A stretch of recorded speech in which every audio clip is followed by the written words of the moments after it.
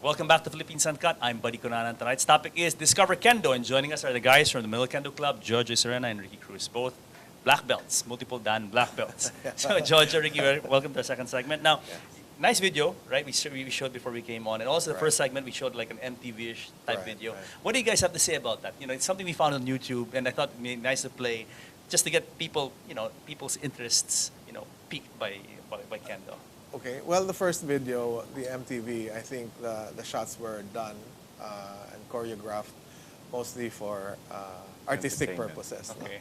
No? While the second video was more authentic. It's really what we do. In the second video, they showed two practice methods of Kendo. The first one, where they're not wearing armor, is what we call Kendo Kata. It's really just form practice. It uses a hard wooden sword called bokuto, and it doesn't involve hitting. It just studies the form, how the sword is used. And the second half of it was where they were both wearing armor, and they were actually making contact with a sword. And it uses a different sword. Uses a bamboo sword that's made of 4 slats of bamboo that are tied together, so as to soften the impact. Yeah. So I mean, we'll see this gear later, and we'll talk about it in depth in the next segment. Yes. When you guys give us a demo of your stuff. Okay. Now, let's talk about the martial art of Kendo. How did this start? Because it looks very like let's say in the movies you watch The Last Samurai or you watch Yakuza with Ken Watanabe. No, I mean not Watanabe. Ken Takakura. The old movie with the Yakuza with I'm sorry, I wasn't. Okay, anyway, these movies, all these Halloween movies, no. So how did it start? Really, I mean, it was a samurai form. It started during the samurai era, and then once there was peace in Japan, they didn't need the samurais anymore. So what they did was they consolidated the schools of samurai and then came up with Kendo, and then also the armor, as you saw, came also before that era wherein they need to practice it. So they came up with stuff like the shinai that won't kill someone. So while they practice the forms, and then after World War II, when they lost, the Americans banned. They banned the use of. They banned martial arts. Okay. So they had to go underground. So there was this dying of Kendo for a while. So instead of saying... In order to revive it, they made it into a sport. The All Japan Kendo Federation, wherein it's not, the concentration is not anymore killing, but of developing of oneself through hard practice. I think that was the biggest change. No? Instead of Kendo being about overcoming an opponent, it turned inward and it became more about overcoming yourself and your own. Interesting. Before I go into that, so what we're seeing is basically this is how the samurai would. I mean, this is their craft. This is how they would do swordplay. Correct. Yes. I mean, back in during the samurai era. Correct. Now, interesting. You said that it segued from being a martial art to being really an art form. I mean, can Kendo be used as a martial art? Because when you say martial arts, there is that aspect of self-defense, right? Being able to protect yourself from harm. Right. Does Kendo fall into that category? It's not Kendo. It's called Kenjutsu. Okay. It's a different form, very similar, but it's a different form. And I think there's still some practitioners of that. What's the difference between Kenjutsu and Kendo? Kenjutsu is about killing. It's about using... How to kill. No, but you guys, I mean, practicing this art form, if you have like a sword in your hands, I mean, you could inflict serious bodily harm on someone. You're using your training, no? Yes, of course. I mean, like just these guys now on the screen. Yeah. I mean, you could use this to defend yourself if you had like a bladed weapon. We probably could, but probably not as effective as somebody who was into Kenjutsu. Yeah. Okay. The objectives are different. Okay. Because unlike karate or judo, where it really is about, it's an art, but it's also about defending yourself. Combat. But Yes, combat. yeah. You guys don't consider kendo combat. No, no, not really. Interesting, because when you watch it like this, I mean, Yeah. it looks like, as I said, it looks pretty violent. Right, But right. but in reality, Yeah, and I think a lot of people are misled by that. Yeah. No? They think that, they watch samurai movies Yeah. or they watch anime, and they think it's all about becoming ninjas. or samurais or samurai X. I guess But that's the it's- reason, Yeah, the it's- mortality rate. And they go, oh, when do I start killing people? Or when do I start slicing people? when you Okay. start mixing it up, no? Yeah, So we don't. they don't realize. So, it's okay, not. guys, how do we sell kendo to people watching now? Because, like, example, parents watching now probably are considering it's summertime. Let's Yeah. get our kid into taekwondo, karate. Why kendo? Well, Ricky, you Me, first. I would consider kendo because for me it changed my life. It really changed my life. I am more calm now.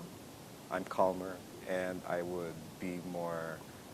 I was erratic before. I would do things, but now when I do things, I was a clutter maniac before. Just throw things at home. Don't have any responsibilities with my stuff. But now I'm so organized.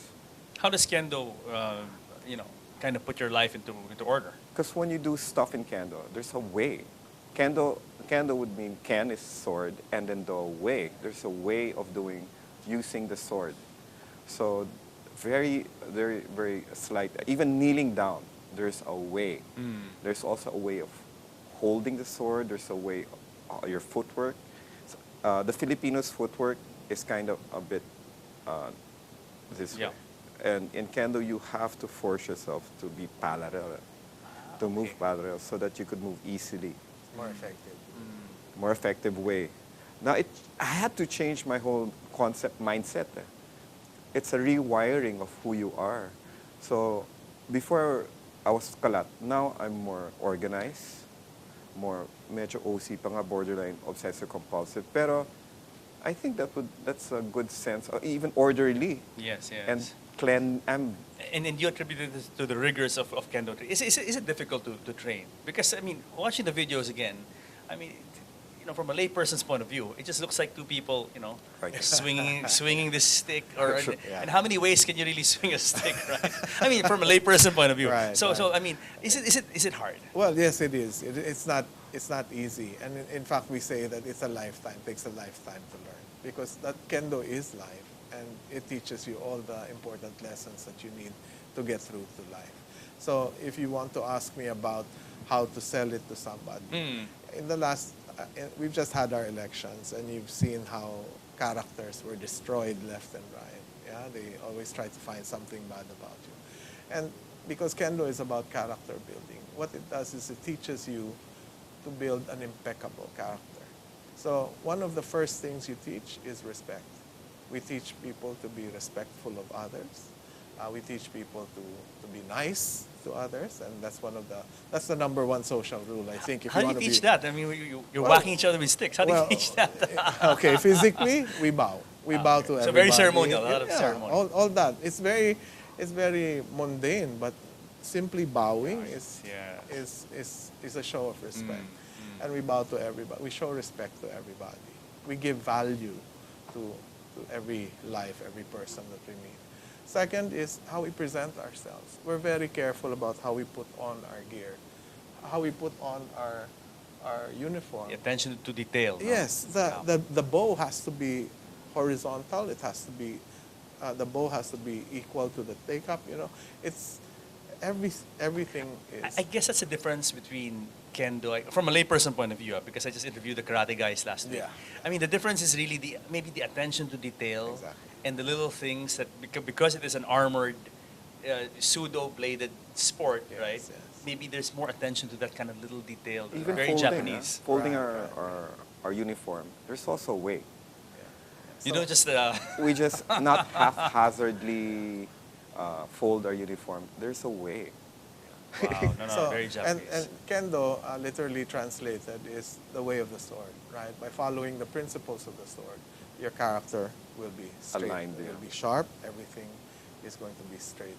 So I think Dang from there- matuwid. Oh, daang matuwid, exactly. it. No, no, That's no, what it there you is. go. There you Except go. that not everybody knows the meaning of daang matuwid. Well, maybe right? they should There's take so many- kendo. Precisely, precisely. Nice, nice. Now, would you say that there is a meditation aspect of kendo, like this contemplative Yes, side yes. of kendo? Do you guys have that Oh, yeah. in your ritual? You just Yeah. you just sit down maybe and you just enjoy the silence. Yes, in get fact, it's touch. one of the most important parts of our practice. Really? Okay. We start every practice by cleaning the floor. Really simple Act. chore. All of you? Right? All Yes. of us, everybody gets a rag, wets it, and then runs the rag through the floor, the entire length of the basketball. I don't know if any martial art has they that don't do that kind of ritual. Right. Wow. Again, it shows respect for the dojo. It makes sure that everybody's feet are safe. Safe. But more importantly, what it does is it starts your kendo practice by keeping your mind focused. By following that rag, pushing it through the court, your mind is already focused on your practice. After that, then we go into what we call seiza or mokso. We go into a bit of meditation before we start. And what it does is we focus on our breathing, because breath is very important. If you're not getting enough oxygen to your brain, you won't be able to focus. You won't be able to concentrate on what you have to do. So every practice begins with a very short meditation to clear your mind. If you have any problems, throw Throw it it. out, because you need to focus on kendo right now. And then once you've mastered that, once you've mastered clearing your mind, you take that out of the dojo. Everywhere you go, whatever you do, you always have to practice with a clean mind. Galing. Bravo. Very, I mean, very interesting. Again, I mean, speaking from a layperson's point of view, Uh-huh. I haven't talked to any martial art practitioner who this is the first time I'm hearing something like this. Well, now you have. Yeah, very good. Wow. I mean, I feel a lot calmer just talking to you. Bravo, Ricky. I mean, like, you have anything to add to this whole, contemplative Zen type? Well, again, it's like the more you do it, the longer you do it, the better you become eventually. And there's no stopping. Some people quit along the way, and they say, it's too much. But actually, if they just continued a little more, just a little more, they would have had it. Yeah. But they quit. Okay, quickly. Who is Kendo for? What is the the best suited personality for Kendo? For me, a person who just wants to learn, easy to learn, who wants to improve him or herself. From there, that person can go anywhere in Kendo. Just having that open mind and the heart to learn. Doesn't matter if you're like 2 left feet. What they say, they have 2 left feet. Yeah. So that's okay. But if that person can change, moldable, he or she can go so far. Very far. Good, very good. So guys, hold that thought, because we're gonna pause for a break again, and then All we're right. gonna move over to the other set where you guys will we'll talk about your armor and all the the A to Z's of how to get started with Kendo. Okay. All right. So guys, stick around, because more of Discover Kendo when Philippines Uncut returns.